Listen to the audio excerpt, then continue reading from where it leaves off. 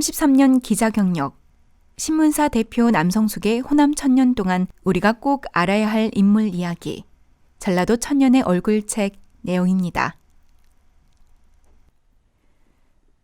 울림 삼방의 푸른 소나무, 남농 허건. 남농은 산이었다. 소나무였다. 바다였다. 그리고 부춤이었다. 침묵하며 늙어버린 산이 아니라 푸른 소나무와도 같이 청정하고 파도처럼 끊임없이 출렁이는 산. 붓으로 숨쉬며 잠들고 그림으로 웅변하는 산. 돌의 겸손, 인내, 그 길을 넓게 품고 앉은 산 같은 화가였다. 호남 화단에서 의제 허백령과 함께 양대 산맥을 이뤘던 남농 허건. 조선조 철종 때 남화의 대가를 이룬 소치 허유의 손자이며 미산 허영의 아들로 정통 남화에 매긴 울림 삼방의 3대다. 5살 때까지 진도에서 살다가 아버지 미산을 따라 강진으로 이사간 후 한학을 공부하기 시작했지만 그림 그리기에 더 흥미를 느꼈다고 한다. 미산은 환쟁의 배고픔을 아들에게 물려주지 않기 위해 그림 그리기를 만류했다. 그러나 아버지 등너머로 사군자를 익히면서 15세 때 강진의 세류 보통학교에 입학했다가 목포로 이사를 하는 바람에 목포 북교로 전학한다. 이듬해 전국 소년 전람회의 작품을 출품 최고상을 받아 천부적인 재질을 드러냈다. 졸업 후 곧바로 목포 상업전수학원에 입학. 1926년 부인 황 씨와 결혼하면서 아버지의 허락을 받아 본격적으로 그림 공부를 시작했다.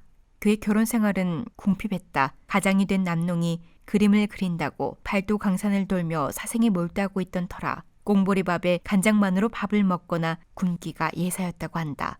또 비좁은 화실에서 겨울에 불교 없이 작품을 제작하다가 동상에 걸렸으나 약값이 없어 치료를 못하고 36 되던 해에는 한쪽 다리를 잘라냈다.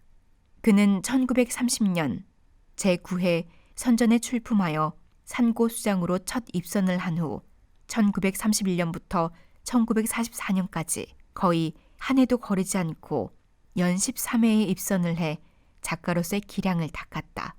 1944년 제23회 선전에 목포 이루로 특선을 차지했다. 이어 목포의 남농 연구원을 개설하고 호남 화단의 중진들을 길러냈다. 남농은 그림 이외에 수석 수집에 남다른 관심을 보였다. 1975년 목포 난석회가 발족되면서 3대째 회장을 지냈고 1977년까지 무려 2000여 점의 수석을 모아 목포시에 기증, 후일 향토문화관이 탄생하는 계기를 마련했다. 또 1982년에는 진도 울림삼방을 기리기 위해 소치 사당을 복원, 지방문화재 51호로 지정됐으며 같은 해에 대한민국 은관 문화훈장을 받았다.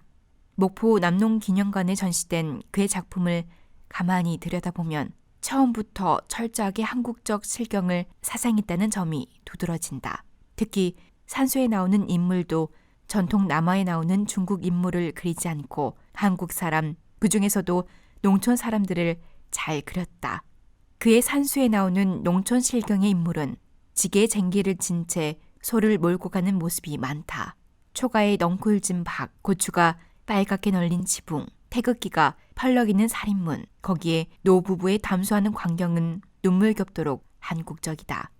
40대 이전의 그는 소치 허유의 영향으로 그의 화풍을 이어오다 해방 이후 자신의 한국 화풍이 자리 잡은 것이다. 이 변화에 대해 그는 문전에 입선하기 위해 어쩔 수 없이 일본 화풍을 흉내내지 않을 수 없었다. 그러나 해방이 되고 잃었던 나라를 되찾게 되자 나도 우리 그림을 한국적 산수로 바꿔 그리게 됐다. 전통적인 중국식 산수가 아닌 한국인의 체질에 맞는 새로운 그림을 그리기 시작했다고 수료한 바 있다. 1980년 5월 그의 작품 회고전이 동아일보사 주최로 서울에서 열렸을 때 주위에선 한번 다녀와야 하지 않느냐고 권했지만 광주가 시끄러운 판에 전람회를 하고 있다는 것도 죄스럽고 부끄러운데 어딜 가느냐며 시대의 아픔에 동참했던 남농은 1997년 운명했다. 병세를 느껴 서울대 병원에 입원, 12지장 종양 수술을 받고 퇴원해 용양 중 병세가 다시 악화돼 재입원,